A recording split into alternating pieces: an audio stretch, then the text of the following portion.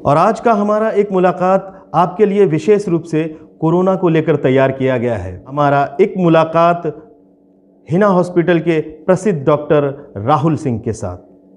नमस्कार, मैं हूं संजय सिंह और मैं एक बार फिर हाजिर हूं अपने खास कार्यक्रम एक मुलाकात को लेकर। और आज मैं जिनसे आपको मिलवाने जा रहा हूं, जिनकी बहुत ज़रूरत है, जिनकी सलाह की काफ़ी ज़रूरत है समाज को। हमारे साथ हैं आज हिना हॉस्पिटल के मुख्य चिकित्सक राहुल सिंह जी। हम उनसे बात करेंगे और ये बात करेंगे कि अभी जो महामारी चल रही है, इस दौर में आपको कैसे रहना है, उनकी सलाह, कौन सा दवा का सेवन करना है। तो राहुल जी, आपका स्वागत है हमारे चैनल wellness24.in पर। सबसे पहले मैं आपसे जानना चाहूँगा कि आम दिनों में और अभी के महामारी के दिनों में जो रोग प्रतिरोधक क्षमता है शरीर की, क्या इसमें अंतर पड़ना है या आपकी क्या सलाह है इसके बारे में?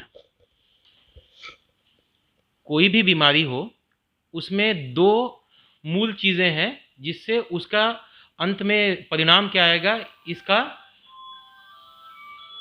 इसका निर्णय होता है। पहला, जो बीमारी को पैदा करने वाला जंतु है वो हमारे हाथ में नहीं है, वो जंतु अगर हमको लगेगा तो लगेगा। दूसरा, हमारी अपनी रोग प्रतिरोधक क्षमता यानी इम्यूनिटी। इसको बढ़ाने के लिए क्या करना है? इसको बढ़ाने के लिए हमको सही समय पर सोना है, अच्छा खाना खाना है, प्रोटीन की अधिक मात्रा लेनी है, खाने में फल, विटामिन सी इनको लेते रहना है, आंवला, दूध, पनीर, छेना, सोयाबीन, अंडा, मछली, ये सारी चीज़ें हैं जिनमें प्रोटीन्स हैं, अच्छे से पकाई हो, साफ़ सुथरा आपका घर का माहौल हो, साफ़ बर्तन में खाना खाएं, सही समय पर खाएं, सवेरे के समय भूखे पेट घर से बाहर कभी ना निकलें। ये सब कुछ ऐसी चीज़ें हैं जो हम हर कोई कर सकता है। बाकी अगर कोई दवाइयाँ आपकी चल रही हैं ब्लड प्रेशर की, शुगर की, तो आप ज़रूर उनको समय पर लें, अपनी जांच करते रहें अपने स्तर पर, ताकि आपका सेहत, आपका स्वास्थ्य आपको धोखा नहीं दे, इस बहुत ही खराब समय में आपका साथ आपका शरीर दे। अभी कोरोना को लेकर से राहुल जी एक भय का माहौल कायम है।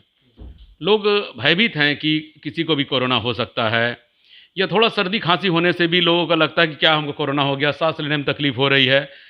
लोग जनरली कोई ना कोई एंटीबायोटिक लेने की कोशिश करते हैं। आपकी क्या सलाह है कि जैसे इस तरह का किसी को अनुभव होता है कि सर्दी खांसी हो गई, सांस लेने में दिक्कत हो, कि क्या वो कोरोना हो सकता है, या फिर यदि कोई एंटीबायोटिक या दवा ही लेना है तो वो क्या सेवन करें? इस बारे में मैं आप लोगों को आश्वस्त करता हूं कि हर सर्दी, हर जुकाम, हर खांसी, हर बुखार कोरोना वायरस से होने वाली बीमारी नहीं है। ये बीमारी फैलने के पहले भी हम बीमार पड़ते थे, हमको खांसी सर्दी होती थी, हमको बुखार आता था। तो ऐसा नहीं है कि कोरोना के अलावा और कोई कारण नहीं बचा, अब वही बचा। हाँ, किंतु महामारी के समय पर अगर आपको सर्दी, खांसी, जुकाम, सांस लेने में तकलीफ, बुखार इत्यादि होता है, तो बेहतर है कि नज़दीकी स्वास्थ्य सेवा जो प्रदान करने वाले जगह हैं वहाँ जाकर, ख़ास तौर पे हर क्षेत्र में कोरोना सेंटर्स दिए हुए हैं, वहाँ पे प्रभारी अधिकारी चिकित्सक नियुक्त किए गए हैं, उनको जाकर आपके मन में ज़्यादा शंका हो तो उनसे मिलने, उनकी सलाह लेने, आपको सही रास्ता दिखाएंगे वो। लेकिन मैं अब फिर बोलूँगा दूसरे सवाल का जवाब, अपने मन से कोई दवाई का सेवन ना करें। जो डॉक्टर आपको बताए वही दवाई लें, फार्मेसी से खुद दवाई खरीद कर सेवन ना करें। इस समय बहुत सारी दवाइयाँ प्रचलन में हैं, जैसे हाइड्रोक्सी क्लोरोक्विन। याद रखिए, हाइड्रोक्सी क्लोरोक्विन आप अपने मन से नहीं ले सकते, ये एक खतरनाक दवाई है, इससे आपकी दिल की धड़कन पर असर पड़ता है। नियमतः ईसीजी देखे बिना कोई डॉक्टर इसको प्रिस्क्राइब नहीं करता है। यदि आप इसको हाई डोज में लेते हैं तो आपकी मृत्यु तक हो सकती है। ऐसे केसेस ऑलरेडी रिपोर्ट हो चुके हैं। खुद एक डॉक्टर साहब जिनने हाइड्रोक्सी क्लोरोक्विन लिया, डॉक्टर बर्मन, असम के, उनकी मृत्यु हो चुकी है इसके कारण। तो अपने मन से दवाई नहीं लेंगे। हाँ, अगर आपको कोई भी शंका है कि आपको कोरोना हो सकता है, कोई भी आपको लक्षण दिखता है, तो आप नज़दीकी चिकित्सक के पास जाएं बस, और डरे नहीं। भय ज़रूरी नहीं है, आपके लिए सावधानी ज़रूरी है। कोरोना महामारी आने के बाद कुछ ऐसे शब्द जो पहले लोगों ने नहीं सुने थे, आप लोग शायद डॉक्टर हैं, आप लोगों ने सुना होगा, जैसे क्वारंटाइन, आइसोलेशन, सैनिटाइजेशन, सैनिटाइज, तो इन शब्दों के बारे में थोड़ी जानकारी दे दें। बहुत से लोग अभी भी इसका मतलब नहीं समझ पा रहे हैं। यदि हम सैनिटाइज़र ही यूज़ करते तो वो कैसा होना चाहिए, मास्क हम यूज़ कर रहे हैं तो वो किस लेवल का, जैसे आम अभी बाज़ार में देखने को मिलता है कि कोई कपड़े का मास्क मिल रहा है, तो इसके बारे में आप राहुल जी कुछ बताएं।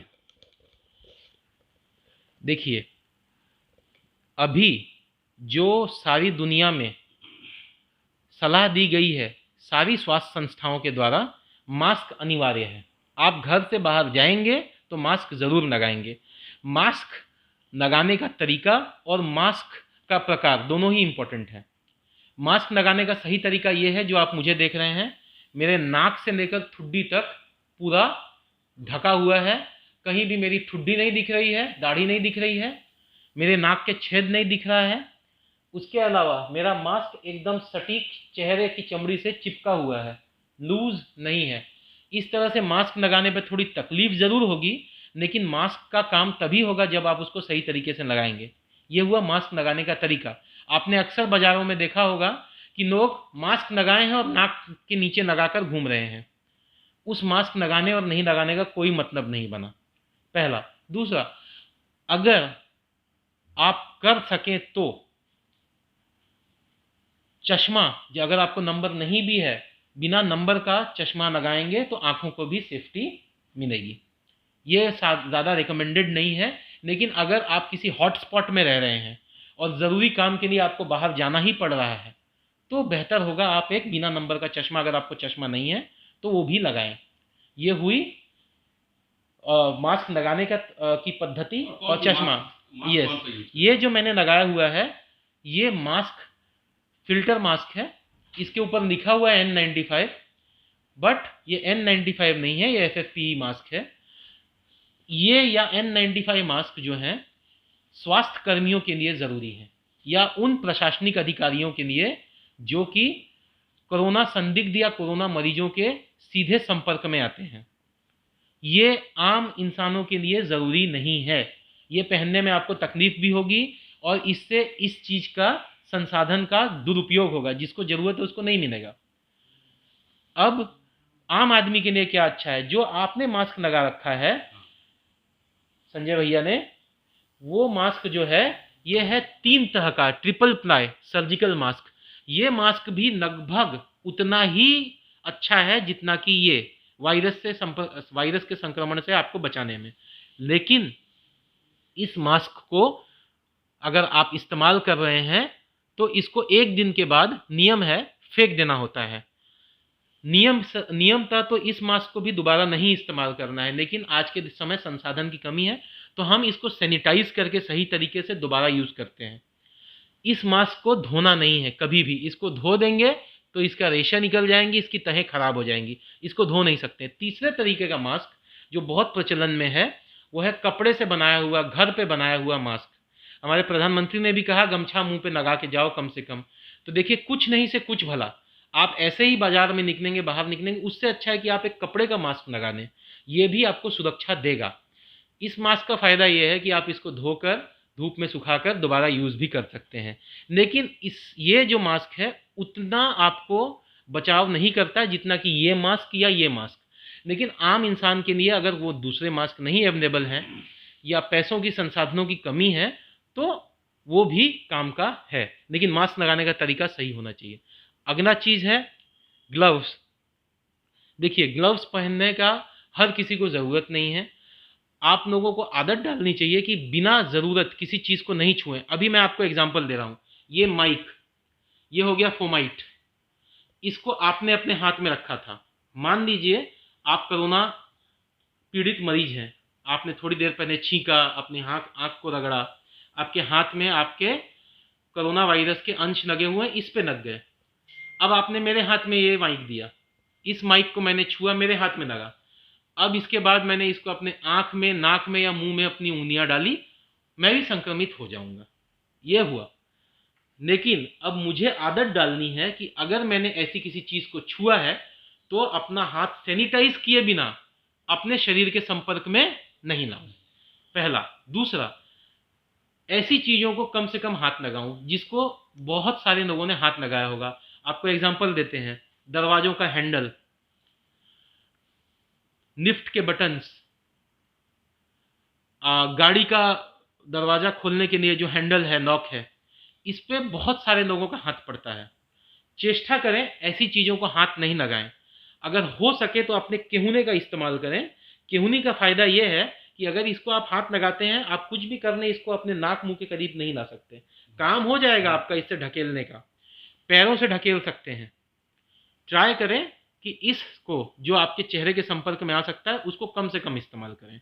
और अगर इस्तेमाल कर रहे हैं किसी चीज़ को छूने के लिए, तो इससे पहले कि आप अपने शरीर के या अपने चेहरे के संपर्क में उसको ना आए, उसको सैनिटाइज करें। अब सैनिटाइजर का क्या होता है और सैनिटाइजेशन क्या होता है? सैनिटाइजेशन यानी चीज़ों को स्वच्छ करना, निर्मल करना। तो ये जो वायरस है या जो कीटाणु होते हैं उनको हटाने को डिसइंफेक्शन कहा जाता है, और उससे एक नीचे लेवल का आता है सैनिटाइजेशन, क्योंकि डिसइंफेक्शन बड़े लेवल पे नहीं किया जा सकता है किंतु सैनिटाइजेशन किया जा सकता है। और सबसे ऊपर होता है स्टेरिलाइजेशन, वो पूरी दुनिया में संभव ही नहीं है। हमारे ऑपरेशन थिएटर के जो कपड़े हैं या जो औजार हम इस्तेमाल करते हैं ऑपरेशन में, वो स्टेरिलाइज्ड होते हैं। उससे नीचे आ गया डिसइंफेक्टेड। जो आप इस रूम में देख रहे हैं, इसमें एक अलग टाइप का केमिकल देके इसको डिसइंफेक्ट किया जाता है, फॉगिंग किया जाता है। लेकिन वो चीज़ लेके आप पूरे मधुपुर को साफ नहीं कर सकते, उसके गंध को आम आदमी सहन भी नहीं कर पाएगा। इसीलिए सैनिटाइजेशन किया जाता है, जो कि आम आदमी सहन कर सके और उसको बड़े पैमाने पे किया जा सके।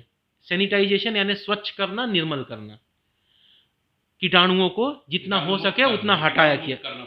हाँ, कीटाणुओं को कम करना, इतना कम कर देना कि वो इन्फेक्शन करने के लिए माने उनकी कैपेसिटी से बाहर हो जाए, ठीक है, उनकी क्षमता से बाहर हो जाए।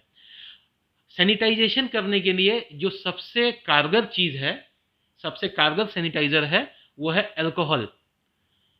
इथाइल अल्कोहल या आइसोप्रोपाइल अल्कोहल। अल्कोहल यानी शराब। कम से कम 62% से ऊपर कंटेंट होना चाहिए। ऐसे सैनिटाइजर्स को इस्तेमाल करें। और इसको सिर्फ लगाने से काम नहीं होता है, ध्यान में रखें, इसके सूखने से काम होता है। आपने हाथ में लगाया, पूरा फैलाया, उसके बाद जब वो सूख गया तभी उसका काम पूरा हुआ। आपने हाथ में लगाया और वही गीले हाथ को लेके अपने नाक मुंह में रगड़ने लगे, काम नहीं होगा।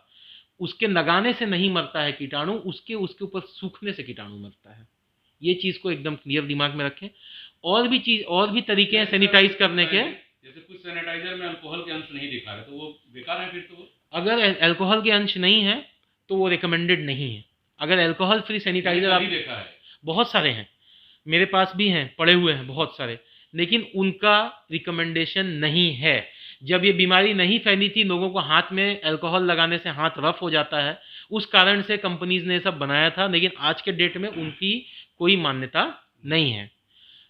और एक तरीका है सैनिटाइज करने का। देखिए, आप अपने हाथ सैनिटाइज कर सकते हैं। आप हाथ बार बार साबुन से धो सकते हैं। साबुन से हाथ धोने का तरीका सारे के सारे सेलिब्रिटीज़ ने वीडियो चलाकर लोगों को सिखाया है। उसी तरीके से हाथ धोना चाहिए। पर आप अपने कपड़ों को कितना सैनिटाइज कर पाएंगे, घर के सामान को कितना सैनिटाइज कर पाएंगे? तो हमारे सबके पास, हमारे देश में फ्री में अनलिमिटेड सैनिटाइजर है, वो है धूप। आप कपड़ों को, चीज़ सामान को धोने के बाद, साफ करने के बाद धूप में 3-4 घंटे अगर तगड़ी धूप में रख देते हैं तो वो सैनिटाइज हो जाएंगे। आज के हमारे देश के तापमान पे वो सैनिटाइज हो जाएंगे। ठीक है, ये एक बड़ा तरीका है। आप घर का बेडशीट धुलवाए, उसको आप बदलना है, उसके पहले आप उसको धूप में सुखा दिए कई घंटे, तो उसको सैनिटाइज्ड माना जाएगा। जिस रस्सी पे उसको सुखाते हैं उसको रेगुलर साफ करें। इस पर भी ध्यान में रखिएगा, वो रस्सी सिर्फ अगर आपके घर वाले इस्तेमाल करते हैं, वो बेडशीट सिर्फ आपके घर वाले इस्तेमाल करते हैं और कोई बाहर नहीं जा रहा है, तो वायरस के आने का तरीका ही नहीं है। वायरस अपने आप उत्पत्ति नहीं होगी, किसी इंसान के रास्ते ही वो आएगा। ठीक है, तो सबसे बढ़िया तरीका तो जो हमारे प्रधानमंत्री जी बोल रहे हैं कि घर पर रहिए, स्वस्थ रहिए, स्टे होम स्टे सेफ, सुरक्षित रहिए घर पर। घर से अगर आप बाहर जाएंगे नहीं, आप अपने साथ लाएंगे नहीं, तो वायरस आएगा नहीं। एक क्वारंटाइन और आइसोलेशन हो। ठीक है, आइसोलेशन हुआ किसी को अकेला रखना, एकाकी रखना। मान लीजिए एक मरीज है जो कंफर्म हो चुका है कि उसको कोरोना इन्फेक्शन है, तो उसके साथ में दूसरे मरीज को रखना सही नहीं होगा। जिसको नहीं है उसको भी फैल सकता है, तो उसको एक अकेले कमरे में बंद करके रख दिया गया। उसको खाना पीना इलाज सारी चीज़ें वहाँ मुहैया कराई गई। ये है आइसोलेशन। क्वारंटीन भी ऐसे ही है। क्वारंटीन का मतलब होता है समाज से, लोगों से अलग कर देना। किंतु क्वारंटीन जो होता है, अभी जो क्वारंटीन हम कर रहे हैं उसमें पॉजिटिव पेशेंट्स को नहीं किया जा रहा है। इन जनरल जिनको ऊपर में संदिग्ध हैं उनको रखा जा रहा है। देखिए, हर किसी के लिए एक एक कमरा देना, उतना स्टाफ लगाना संभव नहीं है। तो क्वारंटीन सेंटर्स बनाए गए हैं जहाँ पे सिर्फ संदिग्ध मरीजों को रखा गया है। वहाँ पे भी उनके बीच में जो दूरी है मेंटेन की जाती है। एक बेड से दूसरे बेड के बीच में कुछ फीट का डिस्टेंस रखा जाता है। उनको कहा जाता है कि मास्क लगाएं, एक दूसरे से बात करें तो दूसरी तरफ देख कर करें। देखिए, जो दूरी बनाने के तरीके हैं बहुत हैं, उसी में से ये भी है कि जैसे हम और आप बात कर रहे हैं, अगर हम इस तरफ करके बात करते हैं, या खांसी आ रही है मुझको, उस तरफ चेहरा करके खांसते हैं, आप उस तरफ हैं, तो आपको बचाव मिलेगा। आपके दिशा में मैं खांसता हूँ तो आपके ऊपर ज़्यादा प्रभाव हो जाएगा। आपकी तरफ मुंह करके हम लोग एक दूसरे की तरफ मुंह करके बात कर रहे हैं तो ज़्यादा प्रभाव होगा। तब हमको दूरी आपस में ज़्यादा रखनी चाहिए। लेकिन अभी जितने दूरी पे हैं, अगर मैं मास्क लगाया हूँ, आप मास्क लगाए हैं, मेरे मुंह से जो बोलते हुए हवा निकल रही है वो आप तक नहीं पहुँचेगी। आप सुरक्षित रहेंगे और आपसे मैं सुरक्षित रहूँगा। ये हुई दूरी बनाने की बात। इसको सोशल डिस्टेंसिंग या सामाजिक दूरी बनाना लोग बोल रहे हैं। हमारे देश में ये शब्द मुझको सही नहीं लगता। हमको आपस में दूरी बनाकर रखनी चाहिए, एक दूसरे के शारीरिक संपर्क में कम से कम आए। जो बाहर किसी ज़रूरी काम से जा रहे हैं तो चेष्टा करें 2-3 दिन 5 दिन का सामान लेकर आएँ, ताकि वापस जाना ना पड़े। क्योंकि जितने बार हम बाहर जा रहे हैं, ये याद रखें, हम खतरा उठा रहे हैं। अगर आप खतरा उठाने के लिए मजबूर हैं, आप पत्रकार हैं, आप स्वास्थ्यकर्मी हैं, आप पुलिसकर्मी हैं, आप प्रशासनिक अधिकारी हैं, तो आप मजबूर हैं। आप सफाई कर्मचारी हैं, आप मजबूर हैं बाहर जाने के लिए। आपकी मजबूरी है। आपको एक छोटा सा आंकड़ा बताते हैं। 51 जर्नलिस्ट्स पॉजिटिव हो चुके हैं मुंबई में, सिर्फ मुंबई में। आज सुबह ही आई थी। अभी तक देश में सैकड़ों डॉक्टर्स और नर्सेस पॉजिटिव हो चुके हैं, बहुत सारे मर चुके हैं। डेली कोई ना कोई मर रहा है।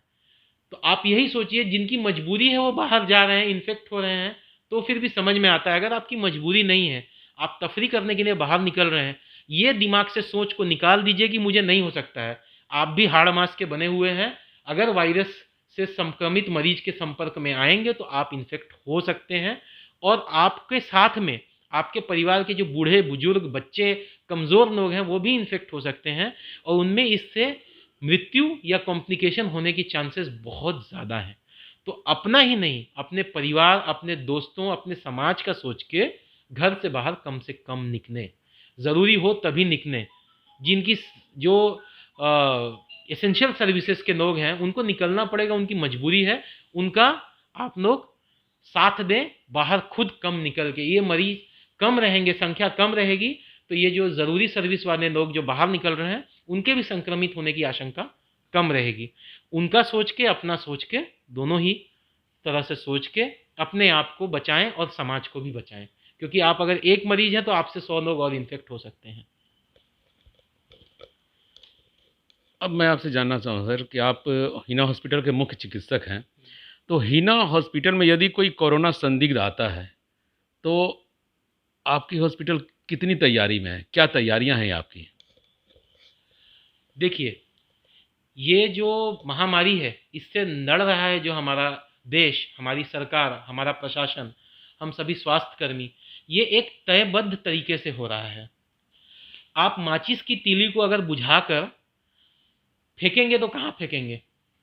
पानी में, ज़मीन पर, ना कि सूखी हुई घास पर। मेरी बात समझिएगा, क्योंकि उस सूखी हुई घास के ऊपर फेंकेंगे तो वो बुझी हुई माचिस से भी बड़ी आग लग सकती है। अगर हर हॉस्पिटल में कोरोना का मरीज का चिकित्सा करने लगे आप, तो कोई हॉस्पिटल नहीं बचेगा दूसरे मरीजों के लिए। लोग डिलीवरी के दौरान एक्सीडेंट के वजह से, हार्ट अटैक से सभी की मृत्यु हो जाएगी, क्योंकि धीरे धीरे सारे हॉस्पिटल सिर्फ कोरोना पेशेंट्स को लेंगे। मेरा मतलब समझिएगा, हमारे हॉस्पिटल में आइसोलेशन की सुविधा नहीं है। तो टेक्निकली हम किसी भी मरीज को यहाँ पे नहीं रख सकते, क्योंकि उसके साथ में जो मेरे दूसरे मरीज हैं वो भी खतरे में आ जाएंगे। मेरा जो प्रीमाइसिस है, पूरा का पूरा क्षेत्र है, वो इन्फेक्टेड हो जाएगा, तब हमको हॉस्पिटल को या तो सिर्फ कोरोना के पेशेंट्स के लिए रखना पड़ेगा या फिर सिर्फ जनरल पेशेंट्स के लिए। हाँ हाँ, अगर ऐसी सुविधा होती जैसे कि बहुत सारे हॉस्पिटल्स में है कि एक हिस्से को अलग करके सिर्फ कोरोना के लिए, जैसे रिम्स का ट्रॉमा सेंटर अलग है, उसको सिर्फ कोरोना के मरीजों के लिए रख दिया गया, बाकी अस्पताल में बाकी मरीजों को देखा जा रहा है।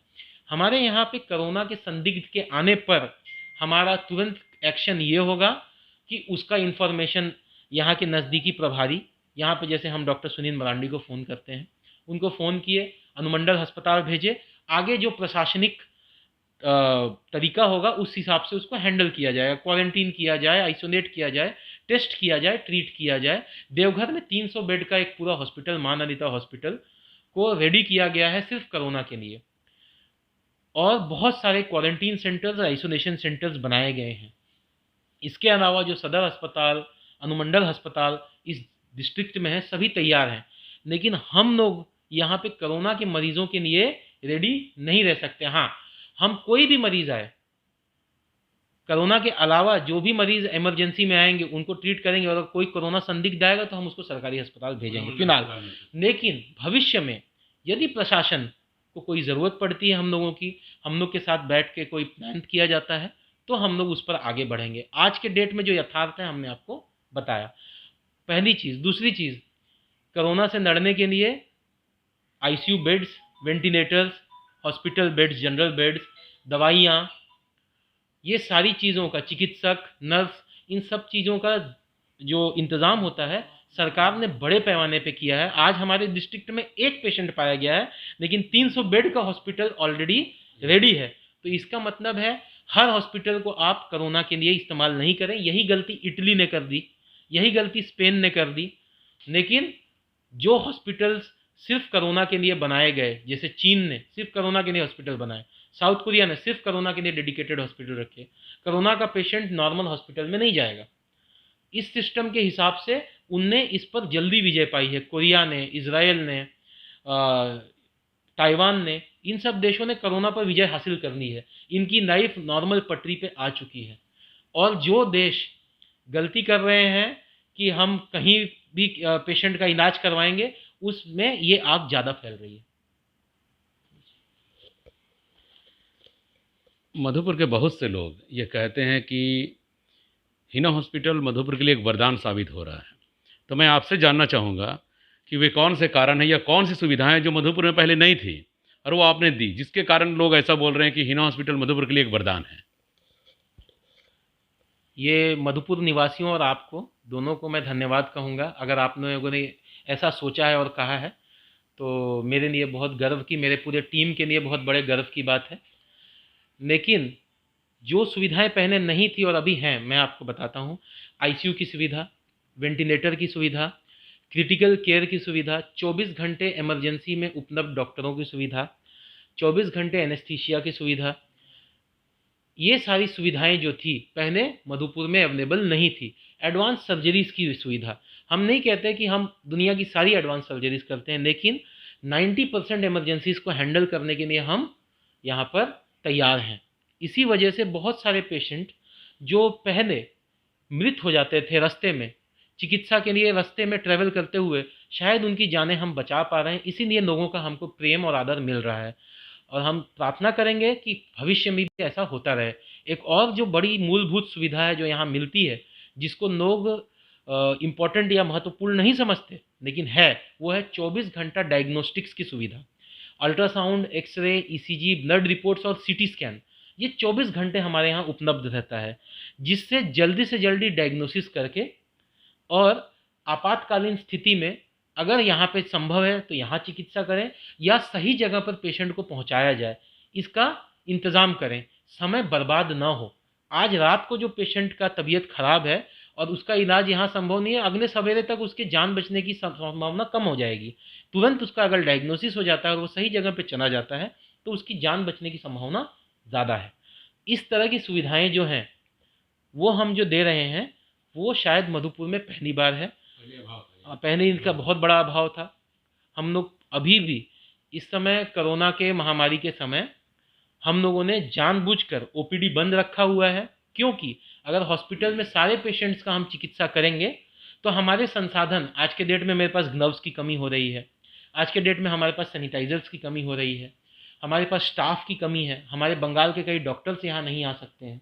तो कम संसाधनों में अगर हमको चिकित्सा देना है तो हमको इमरजेंसी आपातकालीन सुविधा देना ज़रूरी है, ताकि किसी की जान बचे।